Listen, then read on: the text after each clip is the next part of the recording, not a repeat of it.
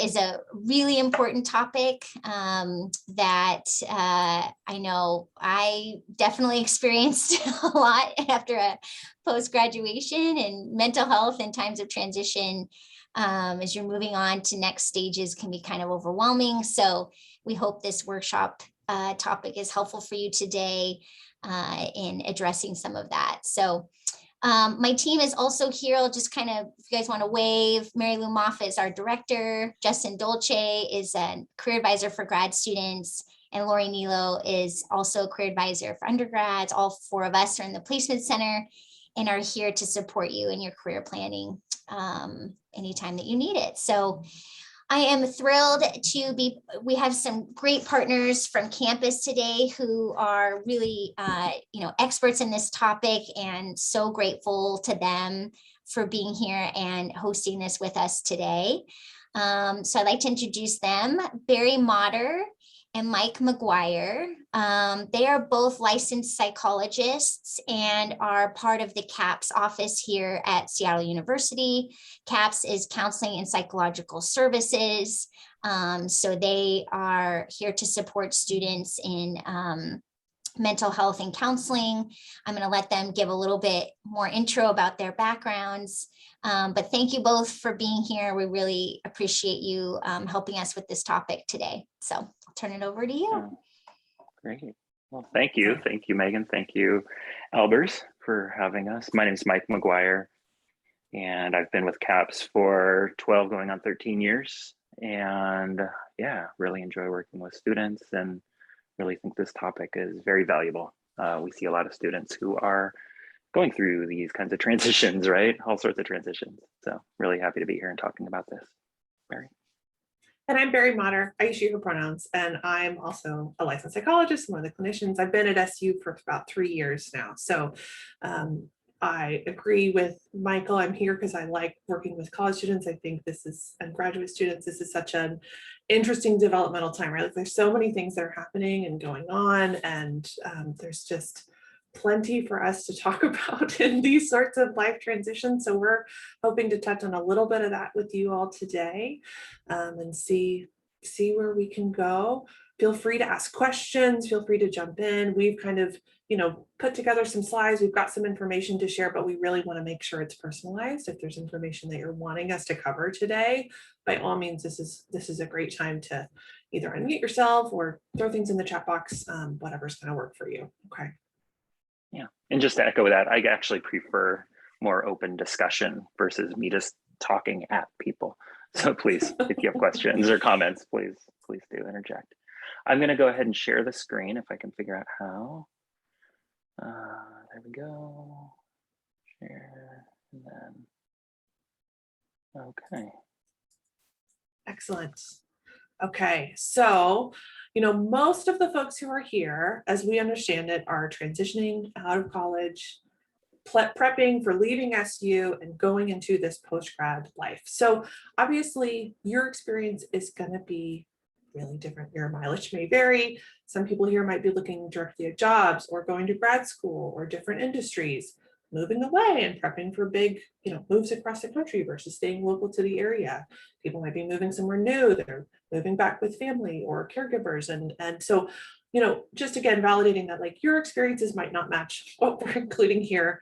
Your timeline might be different. Expectations might be different from both what we're talking about and what happens from other people that are here today. But just that's all part of this process, right? Is that it's really individualized and everybody's going to have a different experience. So are there any things that people are hoping to get from this presentation? This would be a great chance to let us know, like if there's something you were really wanting, we can try to tailor that as we move forward. Any things people are really hoping for?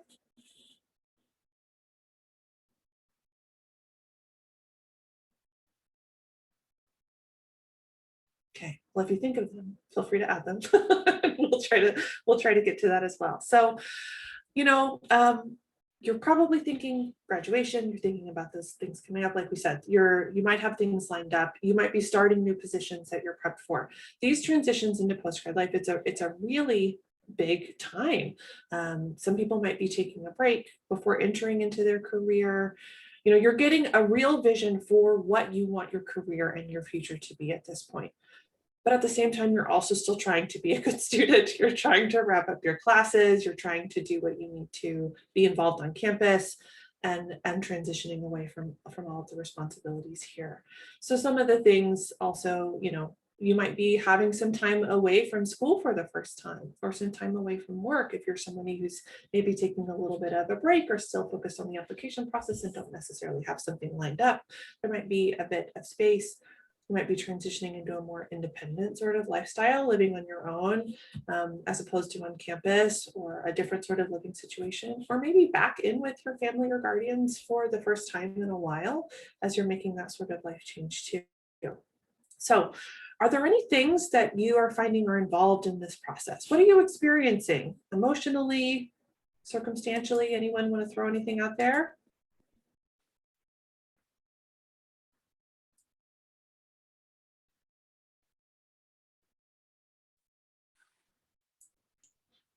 I remember in my post-grad experience, when I was transitioning from college, I went straight into graduate school, but I was still trying to organize moving across the country, finishing up undergrad processes, saying goodbye to friends. There was a lot of excitement and there was a lot of eagerness, but there was also a lot of doubt and uncertainty about, is this actually what I want to do? I'm taking a big risk here. I'm picking up my whole life and moving away. Hear people say, I feel like a quarter life crisis was a real thing. Do you see evidence of that being common and a real thing? Yes. Yes, because it's this time, right, when a lot is changing and people have spent a lot of time prepping for a certain goal, a certain outcome, and then when the time comes to actually like take the plunge and follow through on that, it can feel like a big risk. It can feel like a lot of uncertainty, like what did I actually sign up for?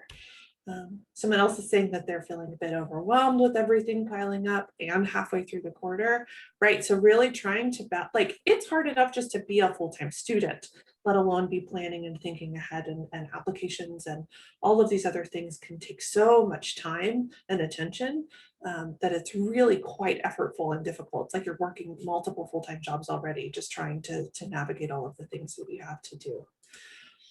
There's this also difficulty with like balancing what you know and what you don't know. You know, there's parts that you might expect and have lined up that you can anticipate. Okay, I'm going to start on this date. I'm moving to this place. Maybe I have my lease lined up, or I have roommates sorted out, or I know where I'm moving, or I know what this position is going to be. But there's also a lot of unknown of what is that going to be like. I've never done that before. I've never worked in that environment. I haven't met my team. I haven't lived in this place, right? Balancing all of these unknowns and knowns that can bring up a lot of that uncertainty as well. I'm hearing another comment is I'm hearing sadness and sadness about leaving SU. Yep, we're going to talk more about that. Fear about uncertainty, or fear, not sure what I want to do, uncertainty about moving back home, enjoying their time in Seattle, right? So you can see that there's really a lot of complexity. It's a whole lot of both and experiences that are coming up in this process of big nerves and big excitement, big fears and big hopes, all of those things really kind of smashing together in this time as part of the experience that a lot of people are going through. So I think no matter what you're dealing with in this process, like whatever your particular journey involves, sometimes people have a more linear process. Sometimes it is a little bit more amorphous or uncertain. Totally okay, right? Everybody's journey is different. But no matter what it is a stressful process to be making these types of transitions and to make these changes. Because there's things you know, things you don't know. Your path might look really different from your peers. It might look really different from your loved ones who are all trying to give you well-meaning advice and tips about how to move through the world, but it's 2022. It looks a lot different than the kinds of things that they might be telling you about. There's no right or wrong way to transition, and yet it is still really, really stressful. So we just want to validate that, okay? Inevitably, we're trying to manage our stress in this process, and that's part of what we're here to talk about today. But also the reason that it tends to feel stressful is because you care about it, right? This outcome matters. You feel invested in things turning out a certain way because, you know, if you didn't care, you probably wouldn't be experiencing quite as many emotions wrapped up in that, right? You're looking for whether that's an acceptance, an offer, a plan. There's something that you're wanting from this process. And so some of the things that we want to talk about today too are also about managing potential disappointments. Because when we can trust our ability to manage difficult outcomes as well, and not just the best case scenarios, that can sometimes really help stress feel more manageable overall, so that we feel like we've got some tools in our box to really handle the ups and the downs that might come as part of this transition related process. All right. So I'm just gonna, a lot of what I'm gonna talk about is just echoing what Barry was just talking about, but listing a lot of these things. So what transitions are we talking about? It's gonna be different for everybody, right? Some people may not be experiencing any of these. Some other people might be experiencing all of these things. I like to just put them out there because it kind of puts names on things. And that's a lot of what I feel is important about Barry and I being here and talking about this stuff. Isn't necessary to solve any stress or to make it so that you never experience any distress, but more to put language to this stuff and hopefully make it a little bit more familiar to be able to talk about it with others, to normalize it. So when I list all these things, it's not to overwhelm, but just to sort of list them, name them.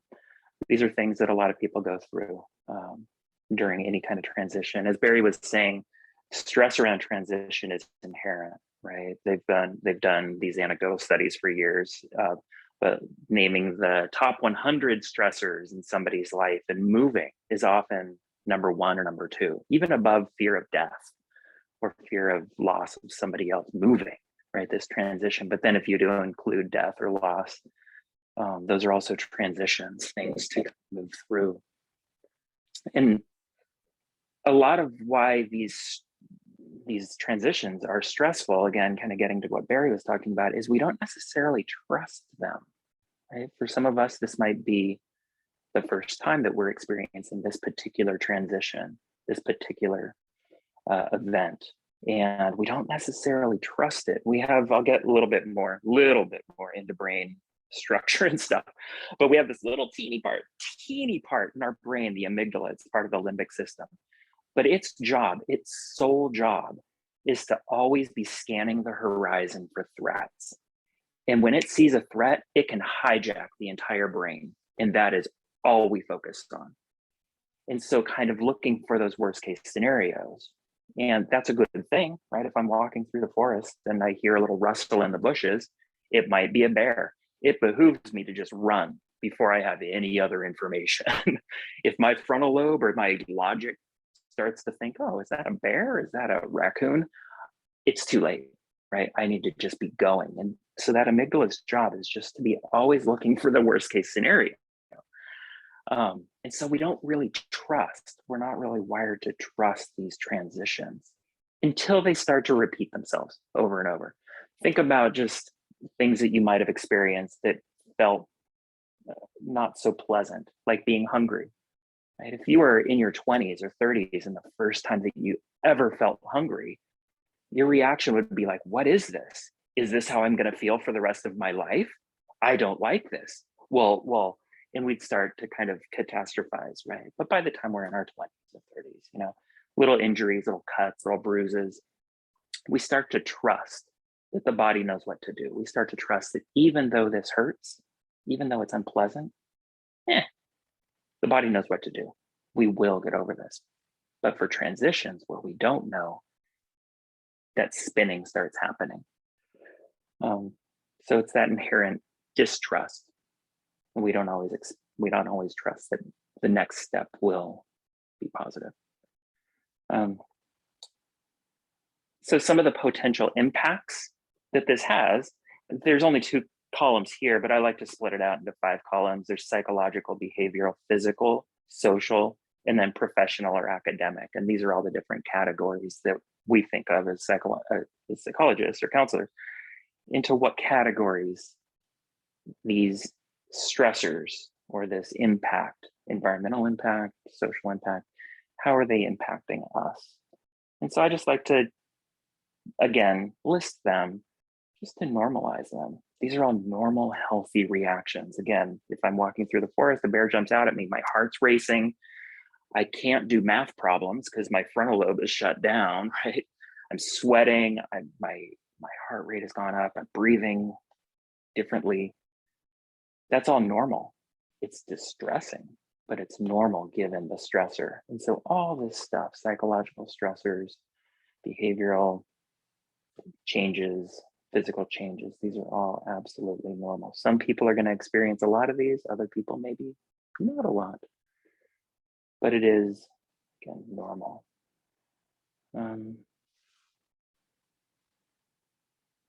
Yeah.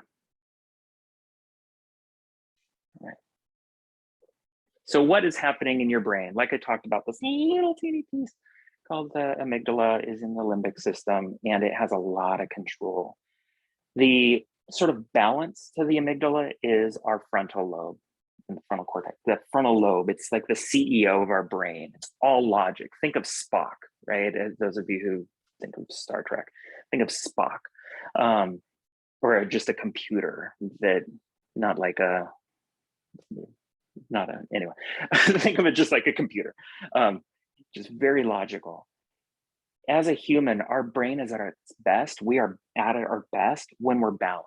Too much logic, not so good, right? Too much emotion, not so good. We need both to be balanced. And Megan, you were kind of earlier talking about the waves of life and how sometimes in our 20s, it feels up and down. And maybe in our teens, it felt even more up and down. I have a newborn in my life, and it's like way up and down, right? And so when I think of this, I think of life stressors are like the waves in an ocean. The amygdala is the reaction, right? The reaction that it has. And the frontal lobe is the size of your boat. When we're born, our frontal lobe is it's not very active. And so the amygdala and the limbic system is the primary part of our brain that's processing information. And so that's like putting a teeny little rowboat in the middle of the ocean. That rowboat's just going to be, whoa, all over the place, right? Something funny happens, we're going to laugh. And then 1 second later, we're going to be crying. And then 1 second later, we're going to be mad. And that boat's just going to be all over the place. As we grow, as we get older, that boat gets bigger and we're able to handle some waves, right? Well, that's still happening in our 20s, not my 20s. We'll do the 20. In our 20s, it's still growing, right? That ship is getting bigger and bigger. And so that really doesn't stop until our mid-20s, the growth of that boat. And so it's absolutely normal for somebody in their early 20s to be a little bit more, the word's labile, but just kind of up and down, right? And reactive.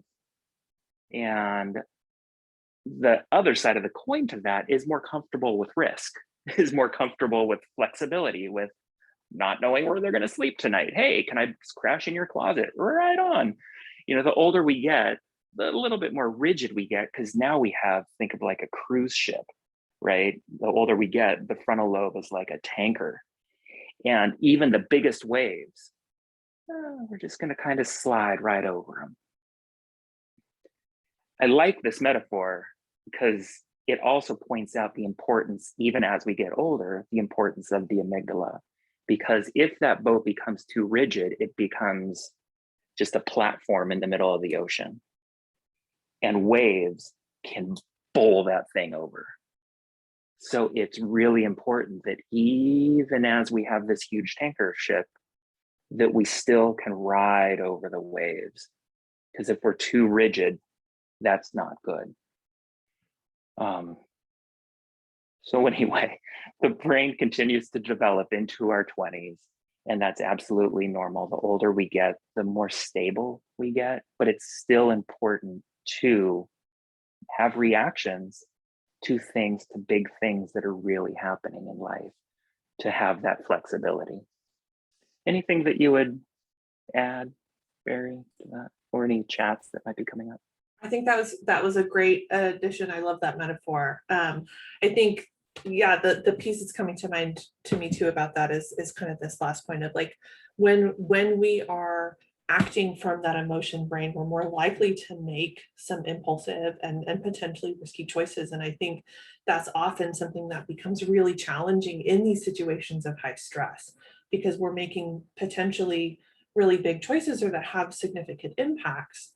But if we're really struggling to kind of stay connected to that logical self a little bit to help kind of ground and reason through, then we might be making some choices that lead us to feel a little bit more regret later, or a little bit more doubt later. And I think, some of these questions of like quarter life crisis and post-grad transitions, and that oftentimes those are the kinds of things that may be arising a little bit really biologically. Like, were we making a choice to resolve that distress as quickly as possible, that maybe our future self would have liked a different choice to have happened, or a different sort of outcome that maybe would have been more beneficial in the long run, but that part of our brain that really needed the problem to be solved right away said, we're just going to do this because then it'll be over faster. And so I think that's sometimes where we see that different sort of reaction to the transition that happens a little bit later, when it's like, oh, now it's settled down a little bit. Now this part of my brain is actually processing what the implications are of some of these choices and decisions. So this is now I'm sweeping all the water off of the deck of my ship, and I realized like, oh, there was some rooms that got flooded here a little bit, and we're still trying to sort that out. So Yeah. Thank you both for this info. I think this plasticity and just that the brain is still developed is so helpful. But I remember feeling frustrated that nobody told me this was going to happen. Like, you talk so much, there's so much talk around adolescence and preparing for all the ups and downs around that. But I just felt like there wasn't a lot of talk around some of this is still going to continue, and through this time in life. So it's really interesting. Yeah. Well, and there's pros and cons. Oh, sorry. Go ahead, Barry. Please go ahead. I was just going to say that there's pros and cons to that frontal lobe taking over, right? Because oftentimes kids are not given enough credit that they know what's going on. They may not have the logical understanding of finances, but they understand the stress in the family better than adults do. Sometimes that frontal lobe can get in the way of truly understanding what's going on. And then we kind of push away. We see this a lot in counseling. People tend to push away things like anxiety. They tend to push away things like depression until it builds up. And now we see somebody coming in with panic attacks or depression that's been around for years and maybe manifested in other ways, destructive ways, anger, substance use, eating disorders, all these kinds of things. And where if we're not riding those waves and we're trying to just be, we're going to get flooded. Very sorry. No, that's such a great addition. I was thinking about that too. Of it's tricky too to like overgeneralize these types of things about brain development, because everybody's brain is so different, right? And the way our brains develop is influenced by so many factors, by our culture, by access to food, by communities, by education, by support, like their personality and temperament. All of these things can also really impact some of these factors that we're talking about too. So some folks are making really logical choices at a younger age, and their brain is developing differently. It doesn't make it faster or slower or better or worse. It's just the way that their neurons are firing. And some of us have neurons that fire differently too. And some people struggle with that executive functioning piece forever, and that's just a part of how their brain is wired. And so all of these things, it's not black and white either, right? It's like Michael's talking about. It's really trying to use all the parts of our selves and our brain, and give a little bit of understanding to it, if that's helpful for you to think about it in that way. So the other benefit of talking about brain structure is, wait, is this the right? Did I go backwards? There we go. Is that you're not alone. It's, as Barry was saying, that all brains are different and they all kind of work the same way with different different things that have happened in somebody's life, different traumas, different experiences, all these kinds of things, and different yeah. But at the end of the day, these brains, they're all kind of working in similar ways, to where when we talk about this, a lot of times that the result of talking about it with somebody else is that you feel less alone. When we talk about anxiety, what causes anxiety might be different, but when we talk about anxiety as a response, then we're not alone. And what we see is so often with students is that desire to hide it. They feel like they're alone. They feel like that they're the only one who's going through this sort of thing. During transitions, there might be a feeling of, I should be able to handle this by now. This isn't a big deal. Everybody's going through this. And so that feeling of whatever I'm experiencing emotionally, I am the only one that's feeling this. And so then we tend to hide it. And then if you project that out, if everybody's hiding it, then it looks like everybody's okay, right? And so then that makes us hide it even more because we feel like we're the only one. Then everybody's doing that and everybody feels like they're the only one.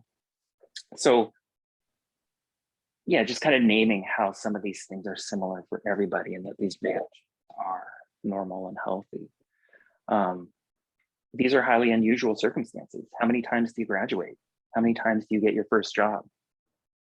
Again, after you've gotten your 15th job, it might be old news and you don't feel this way, but when you're looking for your first job out of college, and for those graduate students who might have come into graduate school right out of undergrad and into undergrad right out of high school, that's many years where even though there's certain things that are within your control, yeah, a lot of it, you just kind of know that your classes are going to be spelled out for you. You might have some choice in electives, but you kind of know the deal. So for some of you, this might be the first time where you're just being free fall. Or Megan, you mentioned, you phrased it in a different way earlier. But just this first time in your life where you might not have things scripted. And that's terrifying. So these are highly unusual circumstances. And there might be changes on all levels, individually, as we've been talking about, familially. You might be moving away or moving in together. You might be influencing the family in certain ways, community, city, state, internationally. Changes on all different levels. And I think that it's just really, Barry mentioned something like this, it's just really important to think that even when we do this social comparison, right? Oh, Joe over there has it under control. He already has a job. Or, Jane's already been working for this company for 3 years, so she's all right. When we compare, we're not taking into consideration the fact that even for them, there's transition. Even for them, there's going to be unknowns, and that it's unfair to ourselves to try to compare like that.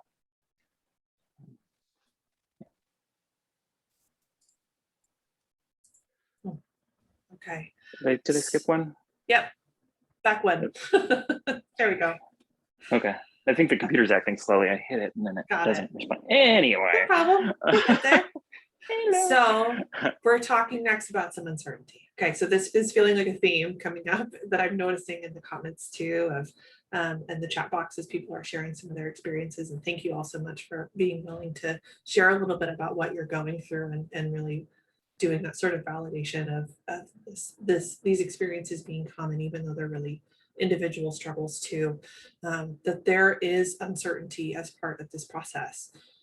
So if anyone wants to share kind of what's feeling uncertain for them right now, what they might be waiting for, we can certainly take a look at that. I heard kind of reflecting back on some of the other questions, or excuse me, the other comments, there's like overwhelmed with everything, uncertainty about moving back home, uncertainty about the future, any other kinds of question marks people are sitting with right now?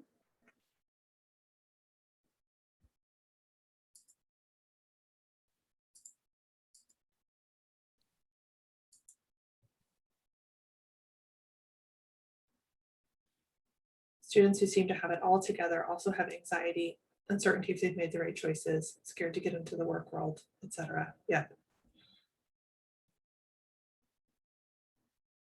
Definitely.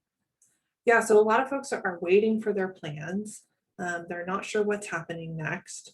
Maybe they have applications out and they're waiting to hear back. There's uncertainty, someone said uncertainty in relationships. I haven't been as available for partner and friends for school, and sensing frustration with that. Absolutely, there's change in how we're available and accessible to people based on like our amount of time as our schedules change, our obligations change. That kind of ties into that social and family pressure point here, where people are, you know, unsure of what's happening, or what other people might be expecting for them, maybe operating on an old standard or an old schedule of availability, but that might not be as available right now. Maybe you don't know what the new job or the new grad school program is actually going to look like on a day-to-day basis. There's a lot of us prepping and hoping and thinking we understand what something's going to look like, and what that job will entail.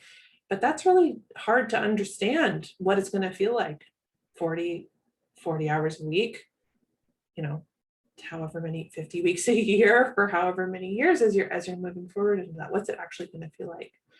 There might be financial uncertainty. People are thinking about student loans. People are thinking about paychecks, inflation, all of these types of financial stressors that are going on, feeling a loss of control, and how to, what they can actually, you know, do, and what they're waiting for. For example, things like job applications, you have some control over the process and where you're casting your net, but at the same time, whether or not they hire you is a decision that is not your choice to make necessarily, right? That's in the hands of the recruiters and the people who are doing those interviews. And there's still this like solution focused culture that we also live within, right? Of saying like, let's go, let's do. We've got to have a solution figured out for all of our problems, rather than accepting that like, I don't know right now is a totally valid answer and a really reasonable reaction. And so, you know, getting that sort of question of like, oh, what are you doing after graduation? You know, that might be a really loaded question for you. That might bring up a lot of complicated feelings, or shame or embarrassment, because they don't feel like they have a good enough answer or a satisfactory answer. And we want a solution. Even though we will say there's nothing wrong with that. That is absolutely a valid answer to that question. Okay, to say that you don't know, for the sake of naming that out loud. As I'm getting to the end of the slide, Michael, I just realized this was supposed to be yours, and I totally just stole it from you and talked about it. Great. I'm very sorry about that. My bad. We get paid per slide, so she just Yeah, some money. there we go. There we go. So I think my brain was just like, oh, I'm talking about uncertainty, because now we're going to talk about coping with change and uncertainty here. All right. Well, so again, we've spent all this time talking about how hard this is, right? We spent all this time validating that this is real, that it is totally okay to be struggling with this. So now let's start to talk a little bit about things we can do with that. Okay. So oftentimes when we're coping with change and uncertainty, there's a lot of things we don't know about what's coming next, but we do know what's happening right now. Okay, so trying to stay really present in the ways that we can. Okay, can I observe my experience? Right now, I am sitting at a desk. I can feel the table under my hands. I feel the heater that's blowing next to me because my office gets chilly. So I've got a space heater that's on me, right? I can observe the sensation of my clothes on my body. There's things that I can notice about what's happening in this moment that helps me to stay present with what my current experience is, rather than my brain kind of running on autopilot away from me about what's going to happen in the future, or that what if, or the thing I'm waiting for, right? All of those things that might be difficult to hold on to with a question mark. What is in my control right now? Okay. Sometimes people find times like this a really useful period to lean onto the strengths that they do have, to lean onto the things that do feel like they have a sense of agency over, right? Maybe that's preparing food that you really enjoy. Maybe that's how you organize your schedule. Maybe you don't have control over who's going to respond to your applications, but you do have control over writing a really good cover letter, right? There are things that you do have a say in this process, and recognizing where that say is and feeling really empowered to have the parts that are in your control being present with that and recognizing that that's something you can do can be really helpful. And what activities allow me to feel some mastery and enjoyment? Okay, so not just things that are really challenging, but maybe some things that feel like more familiar for you right now, that also feel satisfying to you. If you're someone who's dealing with some discouragement or having a hard time with the unknown factor, perhaps this isn't the time to pick up like a brand new hobby that's not anywhere related to what you've done, but to lean on something that is more familiar for you. That might feel a little bit more comfortable and more satisfying for you than like adding additional frustration of a new type of learning curve. Reminding yourself that parts of this difficult time are temporary, okay? This transition period, it might last for a while. There might be different times of transition, but at some point it's going to change, right? At some point you're going to have a decision made. At some point you're going to be moved to the new place. At some point you're going to know everybody in your office's name. At some point you're going to feel comfortable with the description of your job. At some point you will know how to do these things, and this transition point will have ended. You might be shifting into a different type of transition at that point, but like what you're going through right now is temporary, okay? Limiting our exposure to stressful media and others' experiences. This is another way that as we're dealing with a lot of question marks, a lot of unknowns, that's something we do have some control over, right?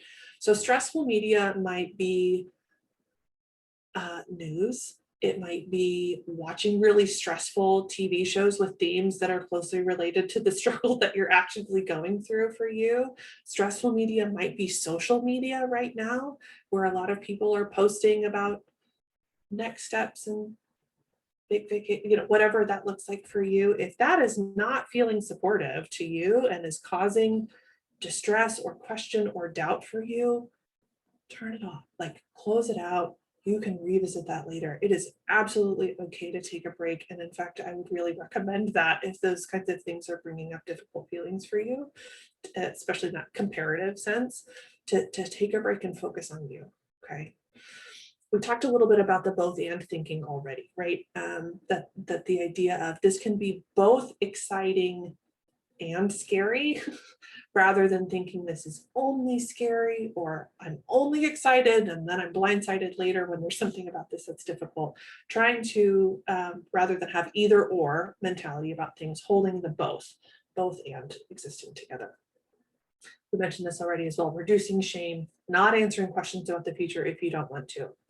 Saying no is a complete sentence, right? Saying I don't know is a real answer to something. You don't owe anyone explanations about those types of things if you don't have answers to that yet. And everybody's timeline is different. And there's absolutely no shame in having a timeline that's different than somebody else's. It does not make your timeline wrong, okay? Also with that perspective piece and remembering about things being temporary, sometimes it can be hard to think that it's not personal. Especially for maybe getting multiple pieces of bad news or things aren't quite going in the direction that we want to. Holding on to that perspective that the process is really difficult. Applying for jobs in this current market is really difficult. Interviewing right now is really difficult, that it is not a personal or moral failing about you and your self-worth. If something about this is hard for you, it is not personal in that regard. And that can be really, really hard to separate out. That might be something that feels more complicated and takes more work, but just like, again, naming that here, that this process is difficult. It is not personal for you. If it's difficult or if things aren't working out, it's not a reflection of you. So let's talk a little bit about grief and disappointment, okay? Because like we said before, the reason that we care, the reason that it's hard is because we're often invested in some kind of an outcome. And sometimes that outcome is not what we want. Sometimes we have a natural reaction of pain, hurt, numbness, sadness, anger to experiencing the loss of something or someone that matters to you, okay? So this might look like not getting the job that you thought you wanted. This might look like grieving that you're leaving SU and your school community and your friends in your community here. There's social and friendship losses. There's community changes.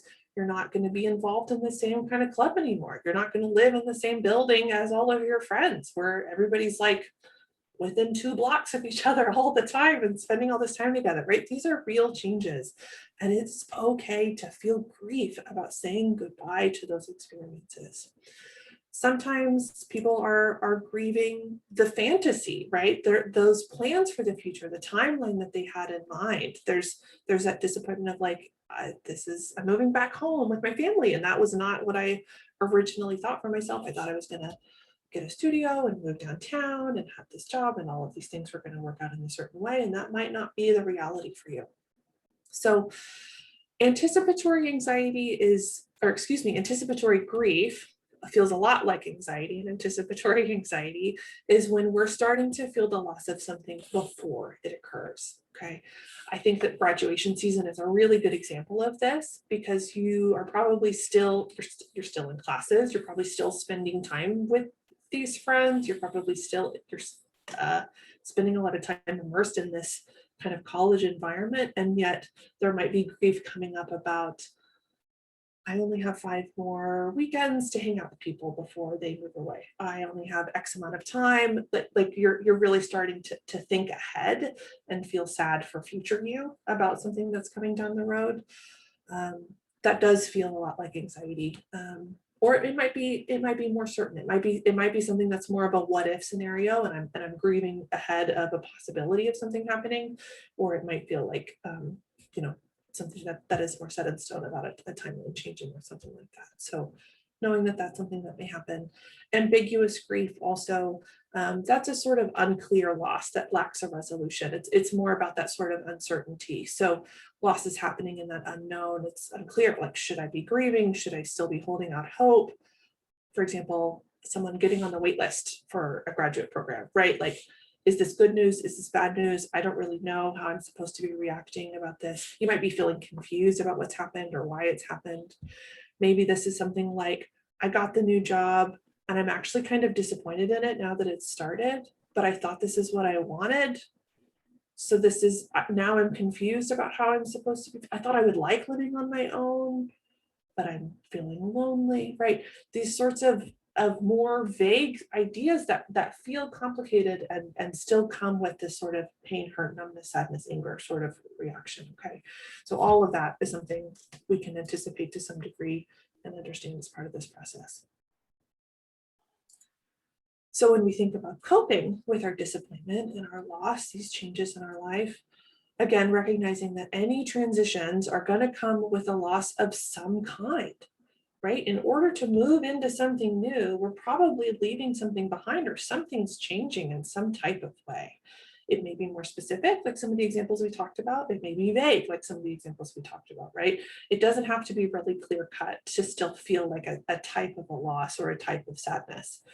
When we talk about grieving, there's also some expected processes and emotions. You might have heard of like the 5 stages of grief, which are not linear, and we move back and forth between them a lot, but those sensations of denial, anger, bargaining, depression, acceptance, it can be sometimes really normalizing to hear that those are part of it. I remember someone early on was talking about like post-grad life depression, right? So thinking about maybe that's something that's showing up a little bit like grief of I'm saying goodbye to this other thing. I'm experiencing anger at my life being different. I'm feeling some depression about how this is different.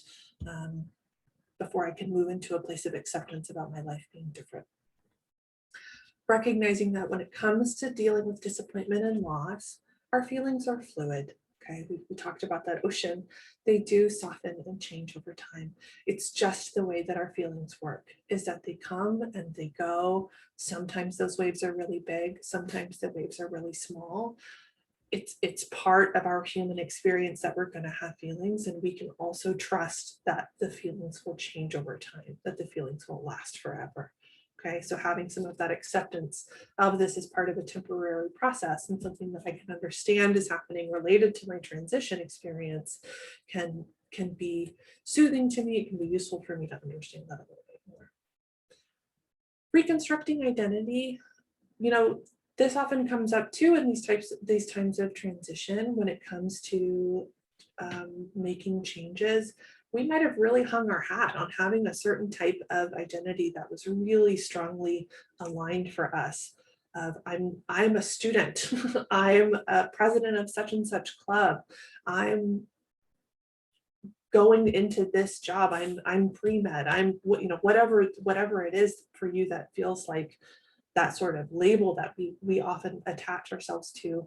Those identities change as part of this transition time too. So understanding how can I be working on building a new sense of identity? What else is there to me and my life and my sense of self that I can also hold on to and feel connected to, as I'm making some meaning in this change. So why is this happening? Why am I making these changes? Why am I making these choices? Also helps us kind of deal with some of that uncertainty and loss a little bit more securely. It doesn't make it hurt less, but it does make us have a little bit more hope about our ability to move through that. I'm thinking there was something that Amy, one of the therapists at CAPS, used to talk about, that pain plus non-acceptance equals pain and suffering. Pain plus acceptance equals pain. Mm-hmm. So pain is going to hurt. Yeah. Right. Absolutely. To be too obvious. Right. So last couple of things, just some additional strategies, dealing with uncertainty, dealing with transition, some self-care kind of stuff we wanted to throw out in case it feels helpful for you today.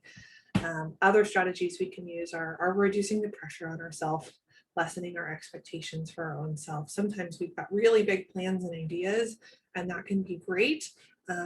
It can also feel like a lot of pressure.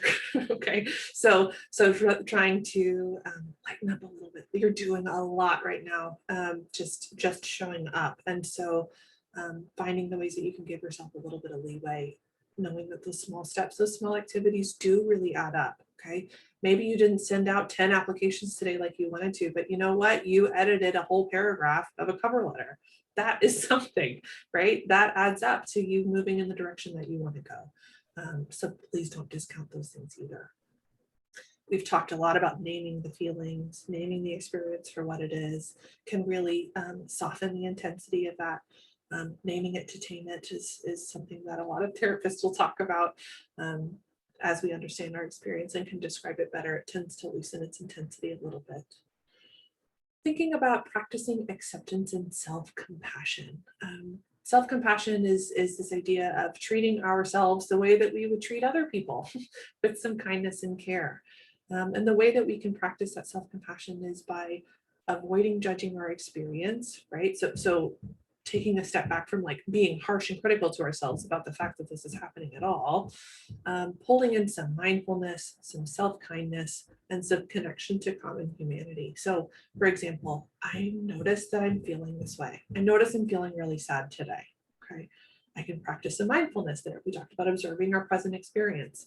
This is a hard thing for me to be going through. Graduating is hard. Applying for jobs is really hard.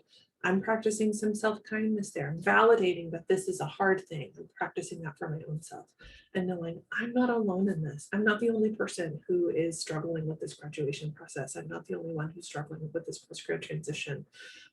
Can again help us feel a little bit less alone, helps take down some of the stigma, some of the shame around those experiences, can be really great, useful tools for us as well. Okay. Also, when it comes to dealing with anxious thoughts and worries about the future, we talked a lot about those what ifs. What if this bad thing happens? What if things don't work out? But we often don't let ourselves think about what if it's neutral? What if it's a good thing that happens? Recognizing like statistically, those are also likely options as well. So that kind of thought exercise can be useful to help create a little bit more balance in our perspective if we're feeling really flooded with all of the things that could go wrong. Recognizing like, what are the things that could go okay? What are the things that could go really well? What are the things that could be just neutral today, even if it's not particularly good or bad?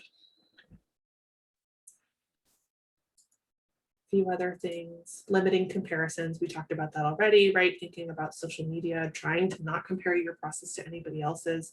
Everyone's really different. All these fields are really different. Like, it's just not the same to be applying for a tech job as it is to apply for a business job, as it is to apply for a healthcare job. Like, just inherently, all of these things are not the same experience. And so trying to not compare ourselves to what other people are going through, because it's just not a particularly helpful exercise. Thinking about the things that are in our control again, we've got those routines, making time for sleep, making time for hygiene and grooming, taking a shower, moving your body, nourishing yourself, scheduling those things in are really high priorities right now. You might also find that it's helpful to schedule things as like study time, class time, social time, time to work on your applications, or time for interview prep, those types of things. Really setting some limits on that for yourself, and also knowing that you've got it covered in your schedule can be reassuring. Getting outside, if only for a few minutes, getting some sunshine, especially now that the sun is coming out again, looking at something green. I'm particularly fond of some of those lovely mossy rocks on campus. Like, if you just want to get out and touch a mossy rock for a minute because that helps you feel a little bit more grounded, that's an excellent exercise for you, or for any of us really. Talking about your experience with others. It may be talking with professionals. It may be talking with friends and family. Online communities, if with a big fat asterisk on that one, because that may be something that is useful and supportive for you. It may be something that fuels that sort of competitive comparison side. So if that is the case, avoid that. If that's useful for you as a tool for connection, then by all means lean into that as well. And thinking about connecting about other things too, right? So you might need to have some time with your friends and your family where you say, I don't want anyone to say anything about what happens after graduation. I don't want to talk at all about job processes. I don't want to talk at all about moving. Today, I want to talk about the show that I'm watching, and let's go have dinner. And I want to hear about you. and I need to spend time away from this other thing that's taking up a lot of my brain space right now. That can be a really helpful exercise. Concrete, unrelated activities you can control. Again, we've talked about this already, but thinking about your hobbies, working with your hands, really connecting to your body, using your brains a lot right now in this process. You're thinking a lot, you're making a lot of plans. So using your body to move in other types of ways can be a great way to de-stress. And also asking for help, okay? You not being alone in this means that there are a lot of other people around you who are willing to support you and help you, whether they're personal connections, whether they're professional connections, like the folks at Albers, right? Like, you've got all of these people around who want to help you in this difficult process, and not just for a specific outcome, but because they want to help you get through this difficult process, okay? So it is absolutely okay to ask for help. Yeah. And so speaking of asking for help, even though we've been talking about all this stuff being kind of normal and healthy, and the way that I like to think of normal and healthy is if I stumble on the curb and break my shin and it hurts, that's normal and healthy, right? It would be kind of strange if it didn't hurt. But that doesn't mean that just because it's normal and healthy, I should just go inside and forget about it, right? And just suffer through the pain. Maybe I do need professional help at some point. The way that we think about mental health is, or the way that I like to think about mental health, when it starts to impact your functioning in school or work, love and play. Love for self, love for others, doesn't have to be romantic love, love for family. Play is just enjoying things, enjoying life. The fancy word is anhedonia. When we start to not enjoy the things that we typically enjoy, it doesn't mean that you need to start enjoying cilantro if you before didn't like cilantro, but just noticing differences within yourself. Things like increase in substance use. If you notice that there's a significant increase or decrease, really, just any kind of big change, increase or decrease in irritability, things that just big changes, suicidal ideation, that sort of thing. When it feels like too much to handle on your own. And maybe, we hear a lot from people who try to open up with people, but if that's not already the established relationship that you have, you may not quite get what you want. You might not quite know how to open up to this particular friend or family if that's not the normal way of doing it. It's great to try, and it's great to, put yourself out there if it feels safe, but you may not always get what you need. So professionals can be the resource then too. When you've tried other options yourself and they just don't seem to be working. Yeah, another one, sometimes we don't even really know ourselves, right? It's so, ourself is so relative. But if somebody comes up to us and says, hey, you're yelling at people a lot more than you normally do, or you're isolating a lot more than you used to, is everything okay? So when other people start to perhaps give you feedback that's just different than the norm, that might be the time to reach out for professional help. We've listed a few off-campus options here. King County Crisis Connections is great for crises, as the name says, or the National Suicide Prevention Hotline. These are just good numbers to have, especially if you start working with other people, or to keep for yourself as well. Timely Care. Barry, would you mind doing your great description of Timely Care? Yeah, so you all probably got emails about Timely Care that went out from the university. It is a new service that the university is offering. It is separate from CAPS and it is separate from SU. It's like a contracted telehealth model. So Timely Care, it's got primary care, there is teletherapy that's available, and they also have 24/7 Talk Now support. So the Office of Wellness and Health Promotion is really kind of centralizing a lot of the information about Timely Care right now. So if you go to their website, they've got like the FAQ page, and they've got videos about how it works and everything like that. It is free for SU students. So you use like the SSO to log in with your SU information and download an app. And then like if you wanted to use the Talk Now function, you would click a button, you'd log in, click a button, and then it's a wait of like 5 to 7 minutes to talk with a counselor who is somewhere in the state that you are located in. So it's another really great resource. I think that's available, especially the Talk Now kind of 24/7 on demand feature, but you could use it for counseling as well if you wanted something that was separate from CAPS or something that was different than what we offer. Thank you. And so a little bit more about CAPS. CAPS is available for students, for registered students. So some of what I'm about to talk about may not apply for people after they've graduated, but until you graduate, this definitely applies. CAPS offers short-term teletherapy right now to students who are in Washington State. The therapists at CAPS are licensed in Washington. And short-term, we offer consultations and off-campus referrals. By consultation, I mean, for staff or other students who are concerned about somebody else, about another student, and just want to talk that through and figure out what best next steps are. And that is offered to other students as well who are concerned about other students. Off-campus referrals, this absolutely applies to both current students and non-current students, or students who are about to graduate and they just want to figure out what resources are available to them after they graduate. So again, you would just contact our office. You can either email or call our office. The information is down there. And we can help you find appropriate resources and referrals for off-campus. Some website resources, Sanvello, there's numerous apps and websites that are dedicated to helping people virtually. And Sanvello is one that the school has contracted with. So for current students, there is a premium version that's free, but it's also something that you can sign up for if you're not a student. On the CAPS website, we have a video library that's just helping. It's just little presentations that we put together on topics like self-compassion, anxiety, how to talk to other people about your mental health. And then we also have a lot of referral information and referrals listed on our website as well. CAPS services are free of charge and strictly confidential. Anything you would add to that, Barry?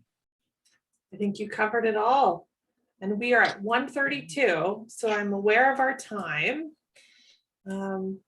Happy to answer. I'm happy to hang out for a few minutes, answer questions, things like that too, if there's more that people are wondering about or want to check in about. but that's what we've got today. Oh, thank you both. Oh my gosh, I wish I had had this before I was graduating. It would have been so helpful. Thank you for the comprehensive, helpful information. I hope for those of you who are here, this was kind of a deep breath for you. Thank you for sharing in the chat. I think like Barry and Mike said multiple times, just naming things and what you're feeling and going through I think it's really powerful and helpful. Maybe if we could stop recording. Thank you, Barry and Mike.